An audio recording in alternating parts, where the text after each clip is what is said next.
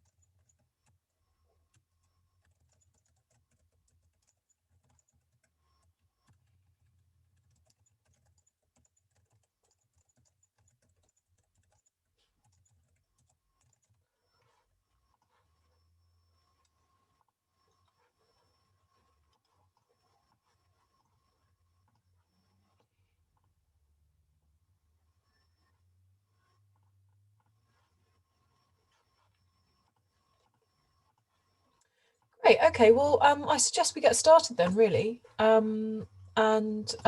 Stuart, thank you so much for joining us. Thank you very much for being here today. I'm so sorry, I'm having a bit of a computer meltdown today, which I don't think is unusual.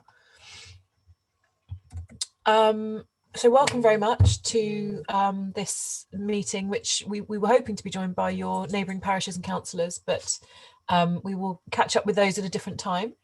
And if anyone joins us today, then we'll welcome them as they come in. So following the launch of the second round of non-statutory consultation, which was launched on Wednesday last week, I'll just turn my camera on. See me? And the briefing webinars that we held throughout the day then, this week we wanted to hold meeting sessions to run through what we're consulting on specifically in your area in a bit more detail and address any initial questions you may have about our options and our proposals. We will be holding similar sessions with parishes and councillors between Oxford and Cambridge throughout the week. And we'll also be holding another set of sessions later on in the consultation too. We'll start this presentation with a sort of a 25 to 30 minute presentation, followed by 25-minute Q&A before we wrap up some next steps. We should be done within the hour. If there's any questions that we can't answer, either because we don't have the information at our fingertips or because we don't run out of time, then we can always follow up over email. So my name's Hannah Staunton. I'm Head of External Affairs at the East West Railway Company. So I'd like to introduce you to the rest of the team that we've got with us today. We have got our Strategy and Sponsorship Director, Will Gallagher. We have got John Hillman, who is the Delivery Director for the section that we're talking about today. We have got Kirsty Young, our Head of Programme Consents. And we've also got colleagues who are supporting us today, writing notes and whatnot, from a company called ACOM and another called Barley, so Sian and Hannah. So there are other people on the call, but they're here just to take notes and support. So John will lead the main part of the presentation today. And I think everyone now is just going to switch off their cameras when they're not talking, just to give us a little bit of more room in the main screen. They'll come back on when they're participating. So normally we go through a little bit of etiquette with Zoom, but I think we can forego that today, Stuart, and just say thank you very much for joining us. So we'll sort of pop on to the next slide if we can. Thank you very much. Before we start, I just wanted to share this, which is a slide of the whole consultation area that we're looking at. So you'll see Oxford at the bottom left of the screen and Cambridge at the top right of the screen. Previously, when East West Railway Company came out to consult. We consulted in the area between Bedford and Cambridge. Network Rail, leading the East West Rail Alliance, have consulted on other parts of the scheme. This consultation, we're drawing the whole route together. So we really are talking about the entire length of East West Rail from Oxford to Cambridge now. So as you'll see from this, the consultation zone really takes in a 2-kilometre swathe either side of the alignments across the whole route. And then the reason it's got raggedy edges is so that we can just nip in. So we've got entire parishes and entire communities inside the area. So we're not bisecting any communities unnaturally as we go through our consultation. Next slide, if we may. Need a clicker. Thank you. So we've invited quite a large group of people today, but as I said, we will be following up with them after this meeting to make sure that we've got good contact with everyone. So we invited parish councils. We've also invited ward councillors from the relevant local authorities, Milton Keynes Council and Central Beds. So what we're going to cover today is a brief introduction to the consultation, what we're consulting on, so the precise plans in your area, how to get involved and what the next steps are going to be after this. So thank you so much. So this is a 10-week consultation, and we really do want as many people as possible to feed into the consultation because we're asking some really, we think, some rather interesting questions. So there's 2 parts to the consultation broadly. One is the customer experience and railway operations. So that's what should the operation of the railway look like? What should it feel like to passengers? And then the second part is the proposed infrastructure development that it takes to deliver the services and to support the services. And that's broadly speaking split into 6 key areas across the route. I think at this point I'm going to hand over to my colleague John to take this forward a little bit, because as a former director of ops, he is much better placed than I am to talk about the ops consultation, and then can take you through some of the detail of delivery as well. I attended as it's only me, I attended the opening webinar last week. So I've got quite a bit of background. Oh, great. Okay, should we go straight through to the, so should we skip a few slides then? I've also had a look at I've flown through the document, and just to let you know which bit of that long list of people, I'm in Walton. Yeah. And I'm chairing the neighbourhood plan refresh that we're doing. But we also, you may be aware that there's a development called South East Milton Keynes, or SEMK, which sits between sort of Bowbrick, Woburn Sands, Wavendon and Walton. So I'm heavily involved. So whilst I'm not a parish councillor, I sort of speak on their behalf, and that's how I got introduced to this. So that's really my sort of key interest, and we're pretty active in working with the council to do all that sort of stuff. So I think you can go as fast as you like. Well, should we skip through? I tell you what then, because you've seen this. Yeah. And then let's, if we can scroll through some of the slides until we get to the areas that you're interested in. Yeah. And then I think I'll leave it with John then to walk you through some of the key key aspects of that. Thanks, Stuart. That was really kind of you, because otherwise we're just sort of talking at you, which we really don't want to do. We might shorten things. No, but I mean, I cross that railway line either on foot or on cycle or on car daily. So it's very close to my heart. Okay, great. John, I'll hand over. Yeah, all right. Thanks, Hannah. Hi, Stuart. I think we've probably spoken previously on one of the presentations. So I'll flick through these really quickly. And if you want to talk in a little bit more detail about any of the particular areas, I'm sure we can do that at the end. So you may have seen some of this, so apologies if it's not new. But equally, if you've delved into the consultation documentation already, then you'll recognise some of the things that I'm just going to run through. Okay, so section B in the consultation document is Bletchley and the Marston Vale line. Next slide, please. I think we take the view that this is a once in a generation opportunity for this route. If you know the route, which I'm sure you do, it's relatively what you would call almost a rural branch line in some ways, the amount of investment over the years and the service it runs currently. We also need to make this line fit for purpose, because there's no point in having a fast section of railway between Oxford and Bletchley and Bedford and Cambridge, and actually then trundling along a lovely countryside section in the middle that won't actually deliver what East West Rail is all about, and certainly won't enable the business case to be delivered overall. So we are looking to make a significant investment in the Marston Vale line. There are a couple of elements that you may have picked up as you've gone through information, but that includes additional track at Fenny Stratford, which is currently single track, includes improvements at Bletchley, includes improvements at Bedford Station, and includes improvements along the route. Next slide, please. There are many things along this route that are, I would say, are probably life expired and need upgrading. The signalling system is one of them. It's not the most reliable. It was an experimental system. The journey time at the moment is around about 42 minutes. So the average speed is in the region of 25 miles an hour for the journey. It's not particularly fast. Stations are all unstaffed, and the picture there is, I suppose, typical of that type of arrangement. It's built just about in the railway boundary, and it's very basic, with very basic customer facilities. And interestingly, three of the 10 stations along the route fall into the lowest category, or the lowest 10% of passenger usage in the UK, which isn't particularly high, seeing less than probably 40 passengers a day on average. Next slide, please. So where we've got to in our thinking is we've got two concepts outlined within the consultation. The route that you can see there is the current stations along the route. Concept one would see the existing stopping service continuing with a new limited stop East West Rail service calling at Woburn Sands and Ridgemont 4 times an hour.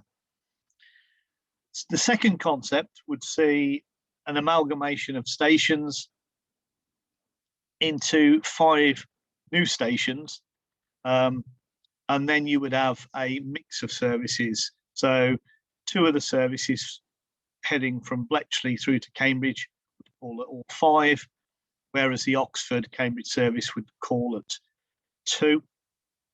And so what you would get is a much more frequent service with more direct trains to more places from those 5 stations. It's interesting as well that Bedford St John station has to be moved or relocated anyway. So that has to happen.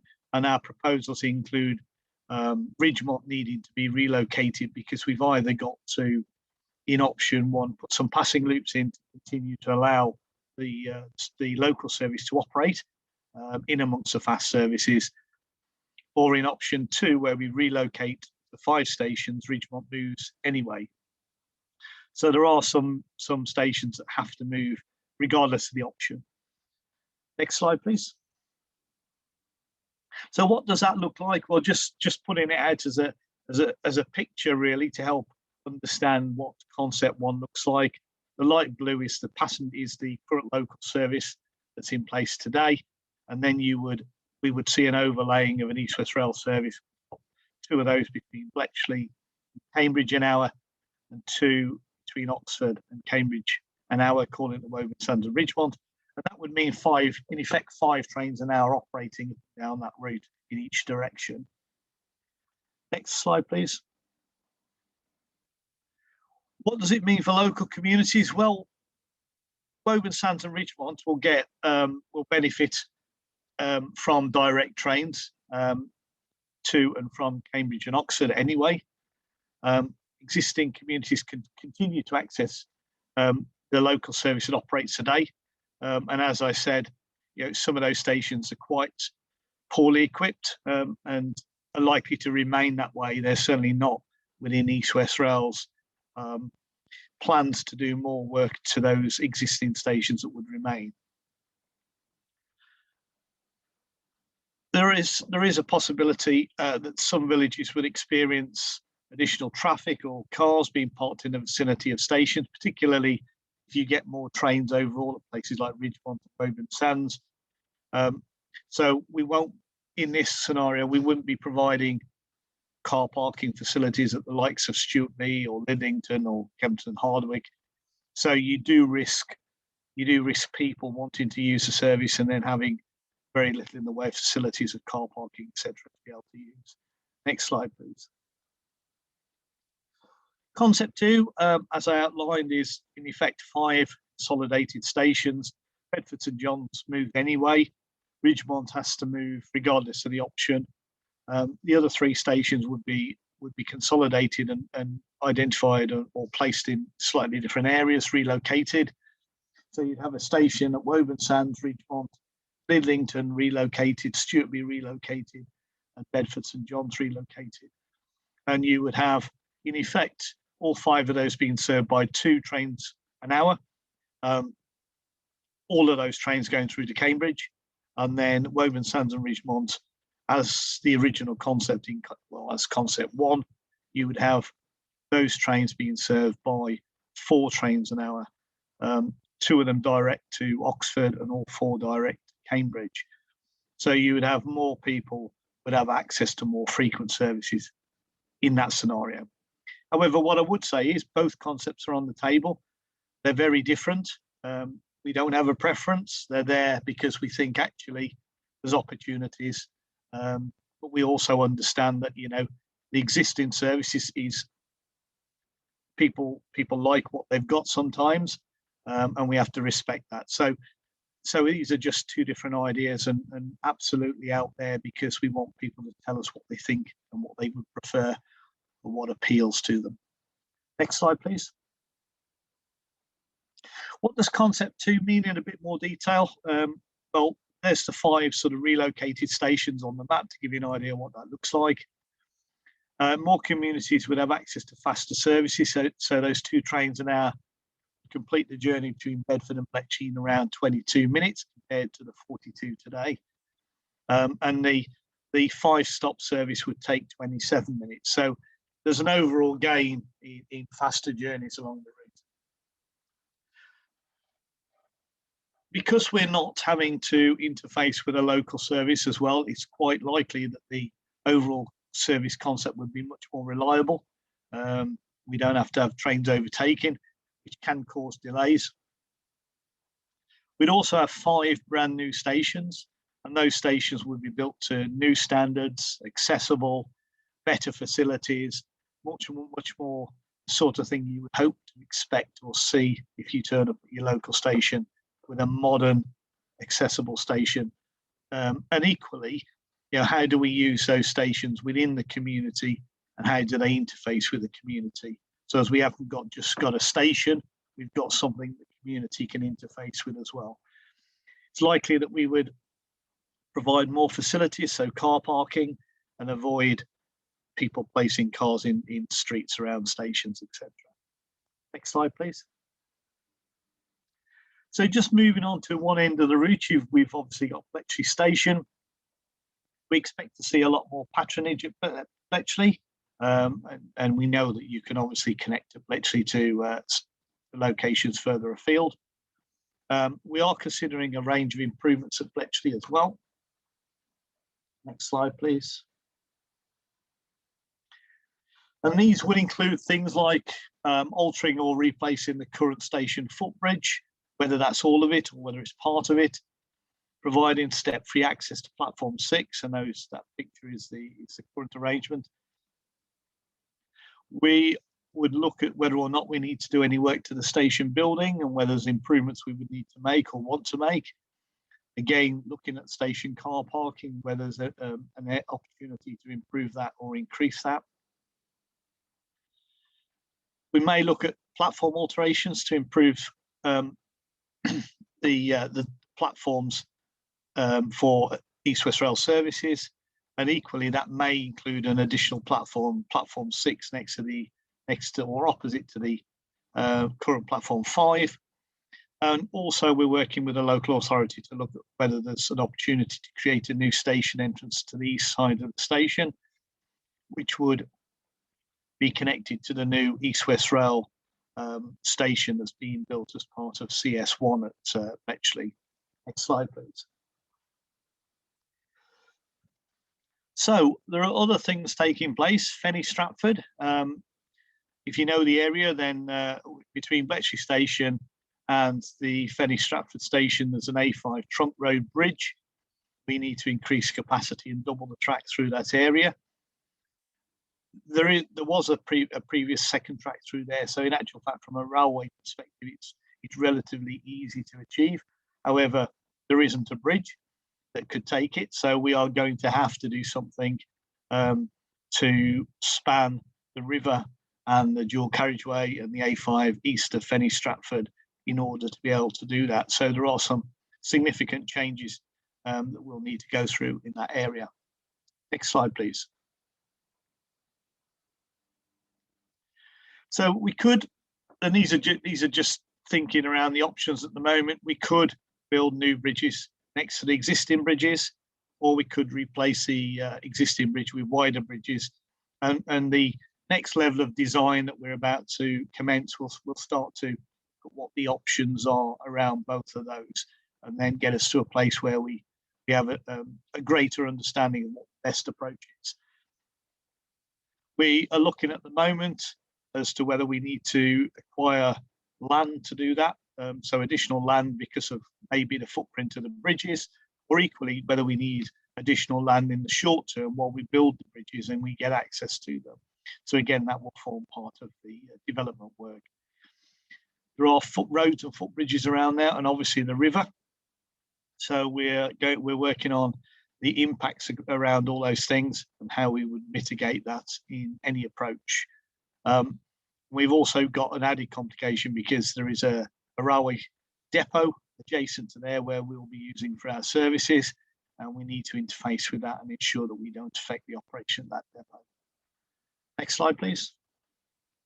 So the other challenge on the Marston Vale, and you mentioned, Stuart, that you cross it frequently, is there are 31 level crossings on the Marston Vale line. They're a mix of road crossings, bridleways, agricultural crossings, foot crossings. And we're going to look at, in effect, starting out from a position of closing 31 level crossings. But we also recognise that they are important interfaces with communities, and we need to try and balance the need between what we need for a high-speed railway line and equally for the local communities, and making it safer for everybody. Next slide, please. Network Rail gained permission to close 11 of those 31 as part of their TWAO previously. And they've also closed a further 3 crossings on the line under those powers. We need to increase the level of train service, as I've alluded to previously. So we'd be going from 1 train an hour in each direction up to 5 or 4, dependent on the option. And then you would have freight trains on top of that. So therefore, with the increase in speed and the increase in services, actually we need to close a lot of these level crossings under safety reasons, and equally to ensure we provide a reliable service. Next slide. So you may know that the level crossing risk on the railway is one of the highest risks that exists, and we frequently see accidents and incidents around level crossings. The Office of Road and Rail, their guidance is to close crossings permanently where possible, and that's why we're starting out from that position. The increase in services and the increase in line speed in effect make most of the crossings on the Marston Vale unworkable in their current format, and that's why we're looking at what the options are going forward. Next slide, please. And just to give you an idea what that looks like along the route, each of those white circles with a crossing is a level crossing. It gives you an idea of the number. But what we've done on the early work has indicated to us that we're likely to need to build somewhere in the region of something between 16 and 19 new bridges, either over or under the railway. Some of these might link with existing bridges, others might be brand new structures. But we have got the next stage of the work to develop each of those into more than a concept, but into definitive and clear ideas and designs. But we are clear that our proposal is to achieve convenience for local users on rights of way. We need to improve safety because of the increase in line speed and train service, and also maintaining a reliable service is equally as important, and we'll be upgrading a lot of other equipment in order to assist with that as well. Next slide, please. The important thing to recognise is that it isn't a few bits of infrastructure that we've got to change along this route. It is in effect what you would call a whole route upgrade. So signalling, civils work, drainage, level crossings, stations potentially, and lots of other things that will be included in this upgrade in order to get us to a place where I think you would end up with a railway that's fit for the next 50, 60 and maybe 100 years going forward. Okay, we're also looking at existing plans for how we do this and how we minimise disruption of construction work on local communities, particularly given the number of level crossings, particularly given the number of potential bridges we'd be building. It is important, and we're looking at that at the moment. Next slide, please. In order to do this work, and given the amount of work that's needed to be done, it's likely that we'll end up closing the railway in order to do that. And at the moment, we're looking at a series of options in how we do that. Option one is a series of short blockades that we would typically take. So weekends, might be some in the school holidays. And you would end up with, as that picture is there, with a rail replacement bus service operating in order to do that. Or option two would be a prolonged blockade. So, do you close it for 18 months and do everything in one go? So as everybody understands exactly, we don't change the timetable every weekend, and we don't have buses running every weekend. It's an easy to understand option, but it also helps us get the work done a lot quicker and possibly a lot cheaper. Or option three is just somewhere in the middle, where there's a mix of short and long blockades that actually mean we can provide a service more regularly for customers, but there will be a lot more chopping, changing and mixing.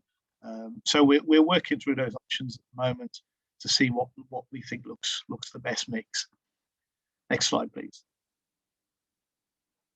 Okay, I'm going to pass over to Kirsty to talk about information for landowners. Thanks, Kirsty. Thanks, John. But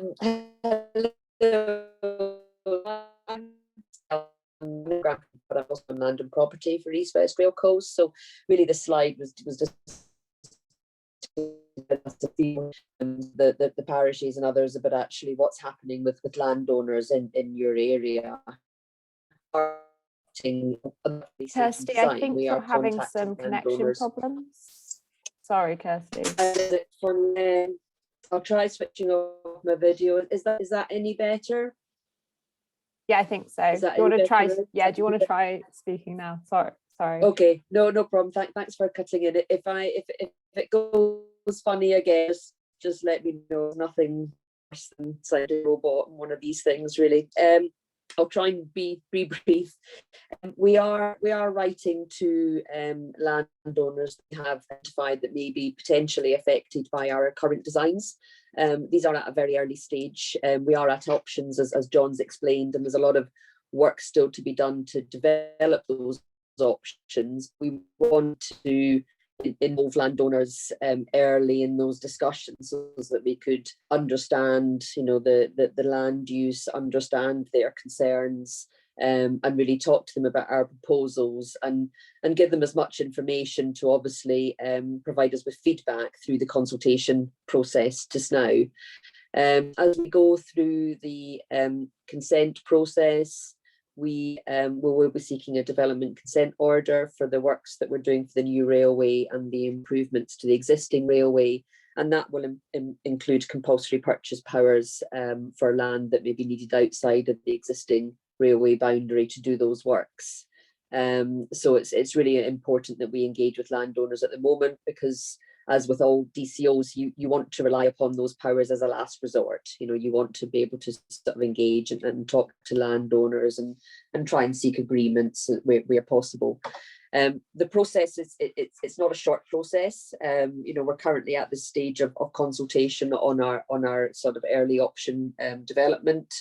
We're looking at a development consent order timescale, probably between 2022 to 2024 sort of thing, with the consent potentially being granted and starting construction after. So we will be developing our ideas and developing our land requirements, as John said, as we go through that process. So at the moment, we are looking very much at the search areas, particularly for some of the infrastructure works that we're proposing. So as John's referred to, interventions we would need to take at crossings. So looking at that potential for new footbridges, potential for new vehicle bridges, those type of designs that, because of their nature, there is going to have to be some land take outside of the existing railway. So we've identified search areas, very early stages at the moment, to start talking to landowners within those areas. We have got a specialist engagement team, myself and colleagues at East Rail, and also supported by our property specialist from Ardent, who have a lot of experience with landowner through the consenting process. So we've written to protected landowners in the area, and we're inviting them to a sort of individual meeting through Zooms or Teams, so we can talk through our proposals and as I say, understand their land use and their concerns and any questions, and really start that contact kind of thing, so they know who to contact. We have a dedicated sort of web page, Land and Property, so that will take from the consultation page. You can get into that. It will give people some further information on sort of land and property and where the process will further down the line, and also to key contacts at the moment in terms of how to contact us through phone, or we have a dedicated phone line, a dedicated email. We are consulting as well on our discretionary purchase scheme, which is a need to sell, because we are aware that obviously, having published our proposals, that may have a potential effect on people that are needing to sell their property. And so an owner-occupier, say, of a farmhouse, you know, a residential sort of home, or a small business, we are consulting on a scheme that would give some support to them earlier than statutory provisions, which wouldn't really kick in until you get to the development consent order application stage. So we get to the point of a preferred route alignment or sort of a preferred option in for example, the areas we're talking about between Oxford to Bedford. We're consulting on introducing a scheme called a need sell. So if somebody has difficulties and they have a pressing need to sell, for example, for a job relocation or something like that, there could potentially be a hardship here if they're able to sell at the market value because of our scheme. So we're potentially introducing this scheme. So we'd encourage any landowners or MD interested to look at our consultation document on the scheme and give us feedback on it in the same timescales as the other consultation is going. So as I say, the information is there on our website. If you have any more questions, particularly sort of thing, let me know, or kind of the contact area. And we're also just preparing some lists at the moment for each kind of parish and sort of ward area, just to give them details about the addresses that we're writing to within their area, so that they know sort of what landowners may be affected. And I will hand over, I think, to Hannah, I believe, for the next slide. Hello. So, Stuart, I think now's probably a good opportunity. You've seen these slides before. You said that you've been sort of looking at the documents, so there's probably not much use in me taking you through the documents that we've published, because I'm sure you've had a look at them. Very happy to if you want. And also, if we flick to the next slide, I'm sure again you're aware of the different sort of methods that we've put up and about. What I'll probably do then is ping straight on to just let's have a chat. What's okay. What would you like to ask us? We are at your disposal. Have you got a map of the sort of Bletchley to Woburn Sands segment? Just give us a sort of talking point, which is the bit that Walton is most in, because I can give you an idea of where we are, and then some background in terms of where we are active. Going back through that now to see which slide number that was. Yeah, I think that was probably a fairly close to the beginning. I'll just give you an idea of, just to give you a bit of context. If we could go to slide 17 for now, and we can work our way back from there if we need to. Team, could you? That one probably does it. So let me. Right. So just a bit of context then. So I live in Walton Parish and have worked with the council for the last 7 or 8 years on all sorts of planning matters. And we were talking about this as a group yesterday because we've now parred into the consultation papers to see how it affects us. The first point to make is I'm really surprised there aren't loads of people here, because what you have in the area, so between Asbygars and Bletchley, you've got some very, very active parish councils who are very, very active with Milton Keynes Council on all planning matters. So don't confuse lack of attendance here with a lack of interest. No, we will be following up with all the parishes because we want to talk to people anyway. So we're planning follow-ups with absolutely everyone to work out why, if I'm honest. So yes, I think this. I'm shocked. There's just me here. But no, this is very, very much top of the agenda of things that are going to impact this area for the next 10 years. I had a couple of queries. So I think it's just really to check that, and I think it is in the consultation process, that if we go into a bit more detail, so the Bow Brick Hill level crossing is actually a strategic route for the whole of Milton Keynes and the future mass rapid transit system, which takes us down to the A5 junction. The solutions for the level crossing are quite interesting, but they will be one of the key things that in our area that we're going to be very interested in. So that's just really a comment at this stage. A couple of things that were slightly worrying on that, and it might be to do with the fact that you have statutory powers, I think, but two of the options presented for the Bow Brick Hill level crossing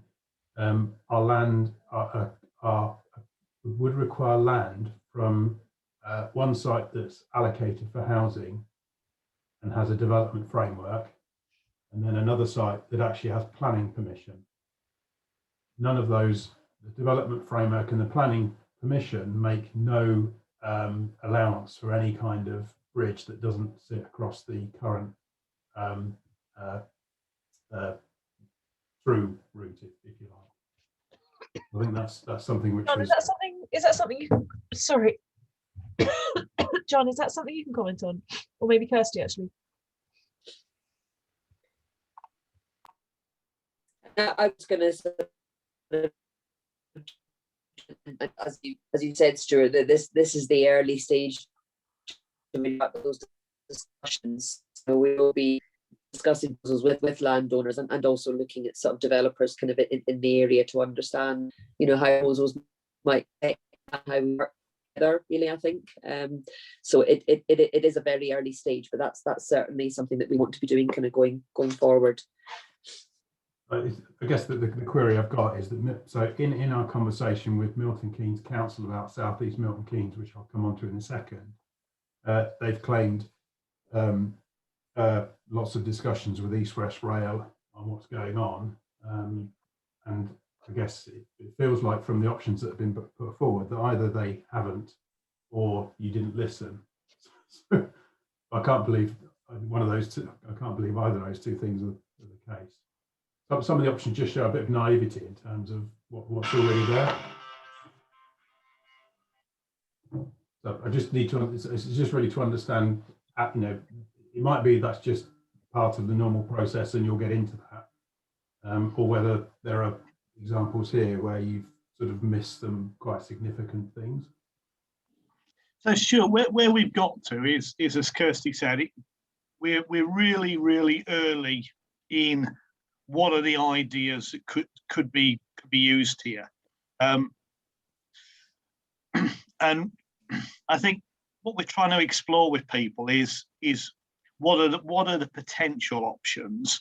And you're quite right. We've got a number of places along the route where we've got exactly the same situation, where actually the options may not be tenable. Yeah. But one of the things we do have to do is explore them, and it may well, feedback from local residents, from local councils, parish councils, and we've already had one or two other level crossing ideas are absolutely key to make sure that we've not misinterpreted the local feeling, but equally to show people that actually, we have recognised that there are a number of options. Some of those options are unpalatable and wouldn't work, but we do have to we have to almost put them down so we can say we've discounted them. Yeah. So don't think for any minute that what you're seeing in the options are going to be fait accompli and it's a walk all over. It isn't that at all. It's absolutely that we want people to come back and say, have you in this option you do recognise and this wouldn't work for us, and in this option actually have you thought about X, Y, and Z, because then it would work in the following way or would support us in the following way. So it's very much about we're in receive mode. So don't take them too literally at this point in time, if that makes sense. Because I think what somebody said at the beginning that because I guess the thing is we're always battling with Milton Keynes Council, because a lot of their consultation stuff is, by the time it gets to consultation, it is a fait accompli. So we have to resort to press and media and all that sort of stuff to change people's minds. I think at the beginning of the presentation last week, it was also said, well, if you've got better options, then let us know. So that's gives us that latitude, if you like, to say, well, we are the local expert, so this is actually the best option, irrespective of what Milton Keynes Council might tell you. Yeah, absolutely. And we've got to go through a process where we evaluate all the options and present the one that we think is the right one, and we will take that into the statutory consultation. And the great thing about the opportunity we've got here is we have this opportunity to engage and get all that feedback and then take that into account, and hopefully we get to the right answer for as many people as we can. Mm-hmm. So then my next point is around, so you're picking off each one of the crossings, which as I said, Joe, my kids used the train for 7 years going to Bedford, and on a daily basis I walk across that line, cycle across that line, or drive across that line. So use all of the crossings in our patch between Woburn Sands and Bletchley. So you've got options for each one of those ones, but there is a massive strategic piece which is around southeast Milton Keynes, which changes this area forever and dramatically, because the original concept of Milton Keynes stopped at the railway line for a reason. So during the last local plan, Milton Keynes were forced by government to allocate the land south of the railway line and allocate for about 3,000 houses, which brings in a ton of strategic issues around crossings and ensuring that southeast Milton Keynes is a true urban extension, almost as if the railway wasn't there. So what we're really concerned about is that East West Rail will solve the problems caused by East West Rail. The developers won't pay for the problems caused by the fact we're going over a railway line, and we'll end up with fewer crossings of lower spec than we actually need in order to make the area a proper urban extension. Now, this is unique to this section of the line, I would imagine, but I wondered whether, because if I'm Milton Keynes Council, then I'm having a big long chat with you about that, because this is more than just mitigating the closure of level crossings, if that makes sense. Yeah, okay, and I get exactly what you're saying, Stuart. I think the important thing, a couple of things to recognise. One is we're remitted to do what we need to do for the railway scheme. Yeah, I understand. But you're absolutely right. We are engaged with the likes of Milton Keynes Council, and I would expect us to get to a place where the solution is acceptable to all. That would be certainly where I want to start from. Yeah. there's always a challenge around these things, but we're absolutely engaged with them. So I would hope that we do get to that place. But I think, you know, the opportunity here is for you and your colleagues to make that point very clear in your response. Yeah. And it gives us a very clear direction. Yeah. Okay, no, that's great. Sorry to interrupt, Stuart. I'm just conscious Stuart Bailey has he's just managed to join the meeting. Stuart,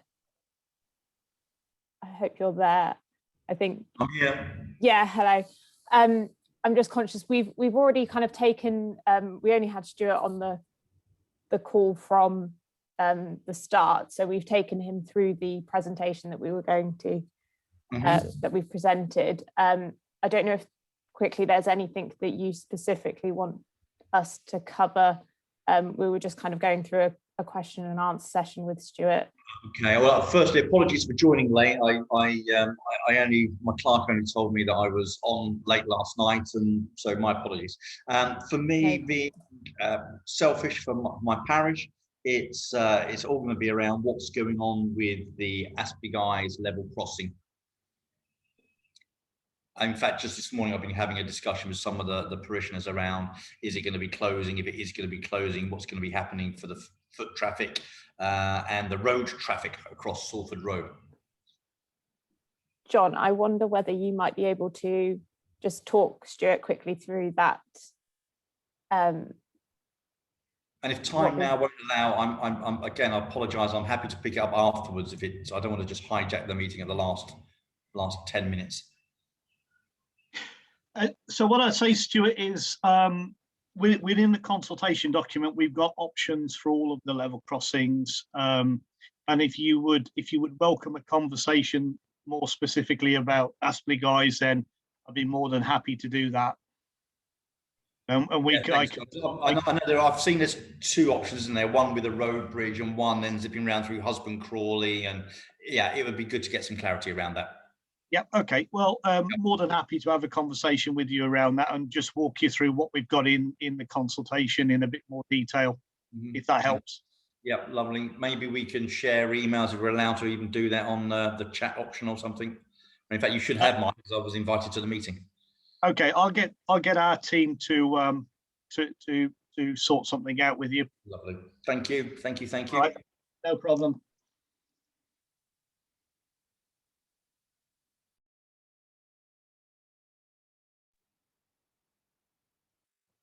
Gorgeous. I think that was really helpful. Thanks very much, Stuart, for coming in on that, and John will definitely take that away. Stuart Copeland, the original Stuart in this meeting. The original Stuart, that's what I often get called. Yeah. The original Stuart. The original Stuart and the new. Would have ended to public demotion. The original Stuart and the new Stuart. That's what we'll do. Yeah. But I wonder if Stuart, have you had most of the questions that you had sort of answered by John and the team today?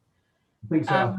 Yeah, I think just one fight. The last point I had was, I think so from a parish, so from a Walton point of view, we will be looking after ourselves, and then you may get some. As we go along the line, it may be Woburn Sands has slightly different and conflicting ideas to what Walton would want, and no doubt Aspie Guys may the same. But we love the idea of having, in the new development of South East Milton Keynes, the moved railway station. I can walk to the new railway station, which is 700 metres west of where it is at the moment, and get to Oxford in half an hour. I think that's a brilliant idea. Good. But however, Woburn Sands is going to be cut in half, so they will be coming at you with a million questions on how that all works. But that's. Well, I think that's right. I think when you're building a linear infrastructure program like this, it's going to have really different impacts as you go along the route. So it's very sensible that we kind of have detailed conversations with everyone. And exactly as John was saying, make sure that we get really detailed representations as feedback from the consultation. So for us, I think that the rhythm of these meetings is really making sure that in these meetings that we've clarified any points that you need clarified, that you know what the overall process is going to be for the consultation. so that really when we come back to you with that second round of meetings in May, and in between, obviously you can email the team the whole way through, but when we come back to you with that second round of meetings, that's a moment where you'll have much more opportunity to talk to your, you know, the people you represent in the communities, so that you're then coming into that meeting and we can have a more detailed discussion perhaps around some of the issues that have come up in the meantime. So if we've kind of covered off the main points of clarification for today, then I think that's probably a good moment to say thank you very much, and just to run through what the next steps are really. We are at the moment preparing to start our community webinar events next week. We'll be launching a virtual consultation room to go alongside that, which is just a slightly different way of people accessing the same materials, more interaction there.